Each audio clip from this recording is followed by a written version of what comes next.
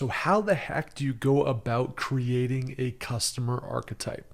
Well, that's what this video is all about. I'm going to break down a real world example using the customer archetype template that's been developed for this course, so you have a deeper understanding of what the exercise looks like and how you can actually do it yourself. When I first heard of this kind of stuff, I got to be honest, I thought it was bullshit. I thought it was a little bit hokey. I was like, okay, whatever, this doesn't really matter. But I'm telling you, after going through the process multiple times and really deeply understanding customers that I'm selling to, it helps you in almost every dimension to be a better brand, to be a better marketer, and to be a better product developer. So the key point and purpose of this presentation is to show an example on how to think through and construct a customer archetype template. And again, it's weird, but this stuff works. It's not a natural thing. It feels kind of hocus pocus, but it is a fundamental step in really developing a brand and developing products. And to make this the most easy to understand, I'm actually going to be using the FBA Blueprint archetype that I developed when thinking about how I was going to sell this course and to really deeply understand the potential customer that was going to purchase this course. So since you purchased it, hopefully this will have some correlation and context for you to understand how this kind of stuff works. Later on in this module, we'll actually use a physical products example as a reference, but I wanted to start with this example of an FBA seller so it's a little bit easier for you to understand. So if you missed at the end of the last presentation, this is the customer archetype template. It's made up on the top left of the goals and values of the customer archetype, where they get sources of information on the bottom left. Top right are their challenges and pain points. Bottom right are their objections to the sale and what their role is on the purchase. And then that middle section is really just a summary description of who this person is. And we actually get down to the detail of actually naming and visualizing who the customer archetype is. So the first fundamental question, who are they? Who is your customer? And it's important to realize with the who is your customer to understand that this isn't all of your customers. This is just your ideal or aspirational customer that you want to target. There's going to be lots of people that buy your product. Obviously, it's not only going to be male of a certain age, of a certain marital status with certain goals, needs, wants, etc. But what you're trying to sculpt is who is your ideal or aspirational customer that is most likely to buy and purchase your product. But it's to identify your most ideal or aspirational customer, and then more customers will buy from that initial archetype, but that is going to be the tip of the spear in terms of who you're going to understand, who you're going to sculpt offers for, and who you're going to sell to. So to sculpt this for you, I'll use a real world example of Goal Zero, a company where I was an executive at. And you can just see from the Instagram feed, right? This is targeting adventurers. It's very lifestyle specific. It's looking at people that are out there doing crazy stuff. Mountaineers, adventurers, people camping, people building cool houses. A lot of this marketing was targeting aspirational customer archetypes. The actual people that were buying these products, or a lot of the people that were buying these products, were people that would go camping a couple times a summer, or they wanted to have a backup battery source that was kicking around in their garage in case the power went out. But the marketing that appealed to those people that were buying was this aspirational archetype, adventurer, young, living life to the fullest, living life on the edge, pushing the chips in. And that's an example of how this looks in practice.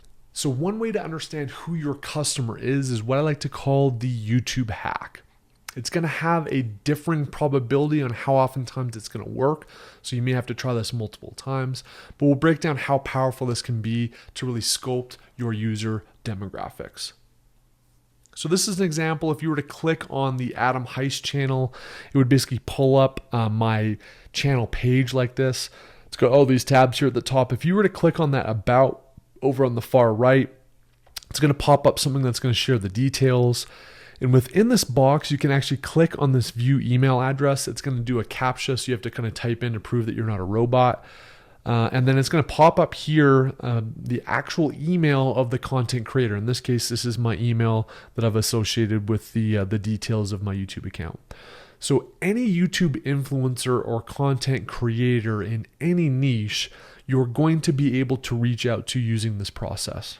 And the powerful thing that we're trying to uncover is, as YouTube creators, we have access to who our audience is. It gives us all kind of stuff like what channels do they watch, what's their age, what's their gender, what country are they from.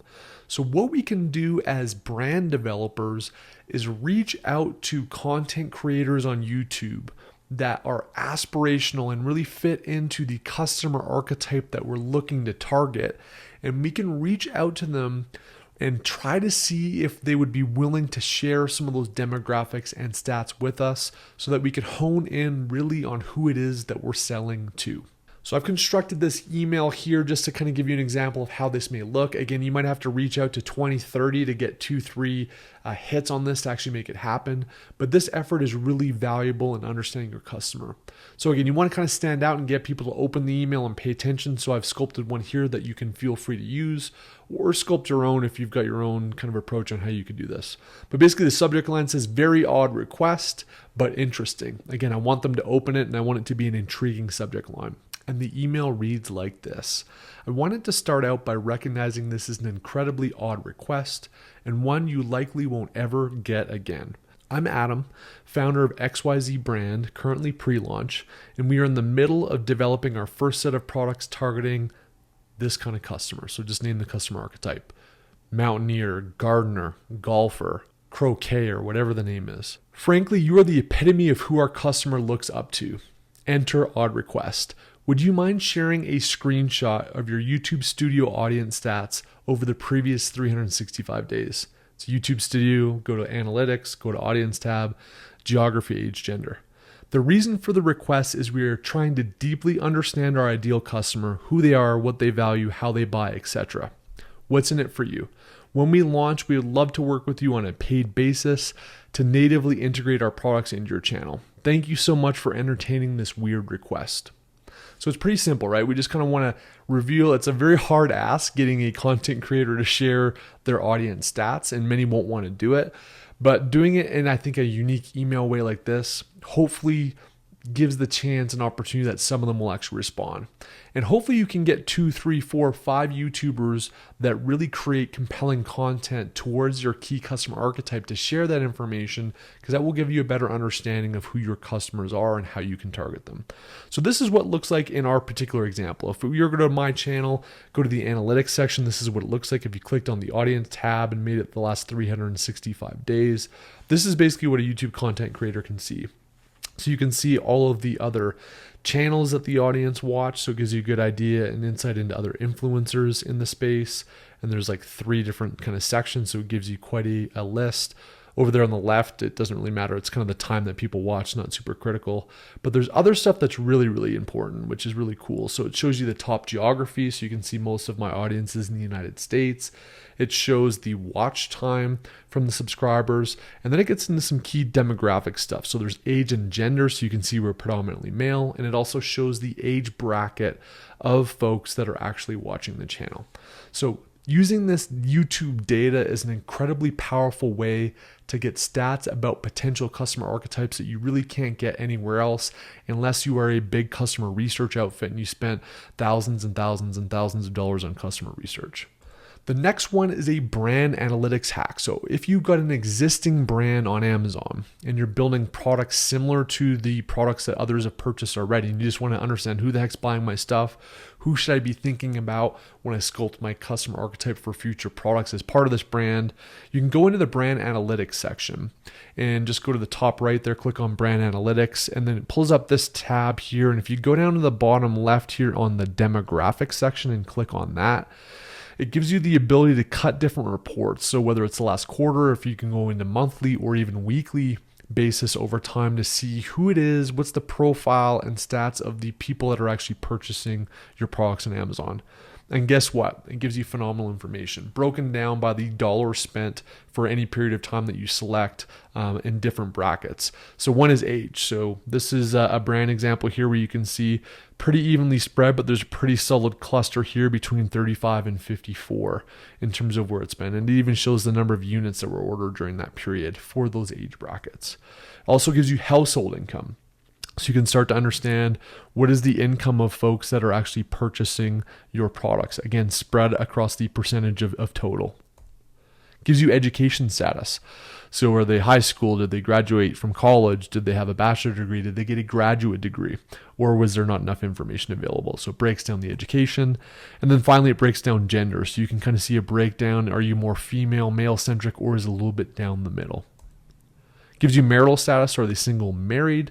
Again, showing the distribution across orders. So this one's a pretty clear-cut example where north of 60% of the folks purchasing for this brand are married. So there's some really powerful information here, even within brand analytics, if you wanted to do that. So in my case, creating the FBA Blueprint, who are they? I basically created one here called Michael. So this is a male that's married, that's 34 years old, that has 2 young kids and resides in the United States. It's important to really hone in, even again, there's obviously going to be females buying this course. There's going to be people in their 50s, 60s buying this course. It's not to say that everybody needs to be Michael that's purchasing this, but it gives us an idea on who our typical tip of the spear customer archetype is that we need to understand and speak to. Created a quote down below. The problem with the rat race is that even if you win, you're still a rat, kind of tying into some of the rationale and reasons that motivate Michael to pursue the Amazon business opportunity. The occupation of Michael is in business management. Job title is basically a junior executive, so senior manager, director level. He's making $145,000 a year, and his level of education is he's got an undergrad college degree. Again, there's people that make less money and more money than this that are purchasing the course, but I'm trying to hone in on who I think the perfect archetype is, given the stats from my YouTube channel and understanding of my customer. The next is, what are the goals and values? In this case, what are the goals and values of Michael? And here it's really about deep emotional reasons that we're trying to tap into. What do they deeply care about? What's their why? What's their reason? What are the pain or pleasure points driving them to buy or think about buying what you're offering? So in this case for Michael, I just wrote down the goals as to grow from $30,000 a month selling on Amazon to being able to achieve $200,000 plus per month. This revenue will enable him to quit his job and or achieve a 7-figure exit when the opportunity arises. He wants to build something meaningful that enables him to live life on his terms. So again, I've kind of created this, right? This is somebody already selling on Amazon relatively successfully already, but they want to take it to the next level to really unlock those underlying whys in their life for what they're actually pursuing with the Amazon business to begin with.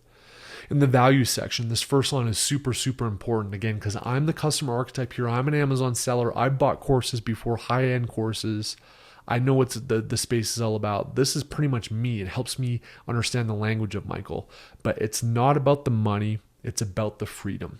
Think about that. How many times have you guys, as Amazon sellers pursuing this opportunity, thought about that same thing? If I'm speaking about things that really resonate with you and align, I've probably done a good job with this archetype. I'm really kind of deeply understanding not only this archetype, but you, the person that's purchased this course. Goes on to say he wants to spend time with his family. Again, he's got 2 young kids. He doesn't want to miss moments with his kids.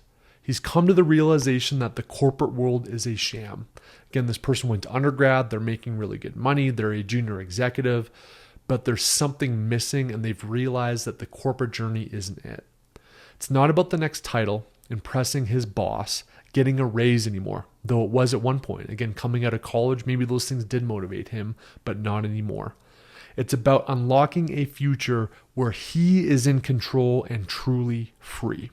So I'm thinking a lot about this when I'm designing the course, when I'm speaking to people about the course, and when I'm trying to sell the course. Because I want to tap into this emotional framework. I want to tap into these triggers. I want to sculpt the way that I present my offer in a way that provides answers to the goals and values that Michael has as a customer archetype. Moving on to sources of info. This is really about where do they digest information, where do they congregate, where do they hang out, who do they interact with? And really here we're trying to tap into the language of the customer archetype. So what is the language of the archetype? How do they speak? How do they describe their pain pleasure points? And where do they hang out? So in the case of Michael and this customer archetype, here are the sources of info. So YouTube channels. Again, I helped a little bit because I have my backend channel data. But let's say you didn't have an Amazon YouTube channel and you wanted to find out, you could technically email me and email all these other people and get a handful of them that would share this information, and you would discern this information as well. So YouTube channels, My Amazon Guy, Dan Rogers, Nomad Millionaire, Davey Fogarty, Tom Wang, Alex Hormozy. Some of those aren't even Amazon specific, but many of the folks that are in this arena are watching those channels. Facebook groups, Helium 10, Endgame, The Hustle. Again, The Hustle is not necessarily an Amazon specific one, but a lot of people in the e-com entrepreneurial space that are of Michael's age are on The Hustle. Sites and podcasts, so Danny McMillan, Ad Badger, My First Million. Influencers that Michael cares about, follows, and respects in the space. Miles Dunphy, Jamie Peros, Michael Finect from the Endgame Network, Tim Jordan, Sharon Evan, Brandon Young, Tom Wang. By understanding who these influencers are, I understand the emotional trust that Michael has with people in the space. And then there's some other stuff here, right? So books he's read as an example, 4-Hour Work Week. He's followed Naval Ravikant's How to Get Rich Twitter post, which is really popular in the sphere. So this is really just to understand, where is Michael hanging out? What's the language he's using? What are the people he respects? And we can tap into all those things when we're presenting offers to Michael to sell to him. Next is challenges and pain points. What we're really trying to do here is understand, what is the voice in their head consistently saying? So what's holding them back? What are they replaying in their mind when they're thinking about their goals? What's on their mind in those hours when they're trying to go to bed at night? What are they thinking about? What are they tolling over? What are they trying to solve for in their own brains? So the challenges and pain points in Michael's custom archetype, starting with challenges. The first course he bought on Amazon was great to get started and helped him get to $30,000 a month. But he doesn't have the more sophisticated strategies, tools, team structure, and processes to get to $200,000 plus a month. He wants somebody who's been there and who he trusts to get to the next level. He's afraid of what to do next and struggles a lot about what to do when going to bed at night. So again, we're kind of tapping into the journey he's been on. He's bought a course before. He's found some success. But there is a chasm that exists both in his mind and his emotional state with how he gets to $200,000 a month, and he thinks about it. And it's in his head. Pain points. How does he get out of the solopreneur world of doing everything?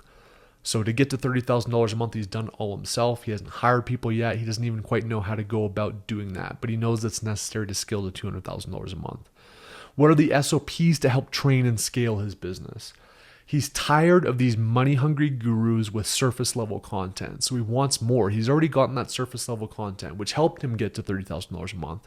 But he knows that he needs more. He needs something deeper. He needs something more than just surface level content. He also struggles with the cash to scale and buy inventory.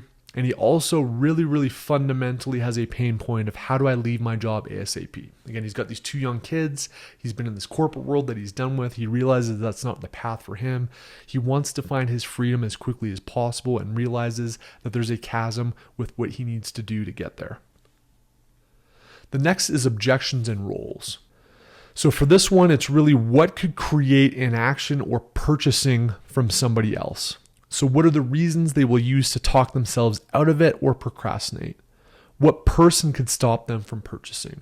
So in the case of Michael's objections and roles, first of all, one objection he has is, look, I'm already time strapped. I've got a day job. I've got 2 young kids. I've got this $30,000 a month Amazon business that consumes a couple hours a night of my time. Like, when am I going to find the time to do this? And should I find the time to do this? Also, it's an expensive purchase. He needs to win over an already partially skeptical wife who's kind of wondering what the heck this Amazon thing's all about. And so he's struggling with that. But Michael, if he knew he had the information he needed, he'd buy. But how can he be sure? So that's kind of wrestling with him. And then his role in the purchase process is that he has the money and decision-making power, so he can pull the trigger on his own, but he does need to inform and ideally win over his spouse so he's got that happy wife, happy life scenario. So this is what Michael looks like, right? And hopefully you guys kind of understand how this kind of came about a little bit. Again, it's not that Michael is every single customer, but Michael gives us a finite directional arrow that we can chase in terms of who we understand and who we're selling to. And that can inform our offer, that can inform our price, that can inform how we sell, the language we use, how we market, the imagery we use, the voice of our brand and business. All of those things can act as an envelope to best deliver a pitch and an offer that's compelling to Michael on his journey, in this case, as an Amazon seller.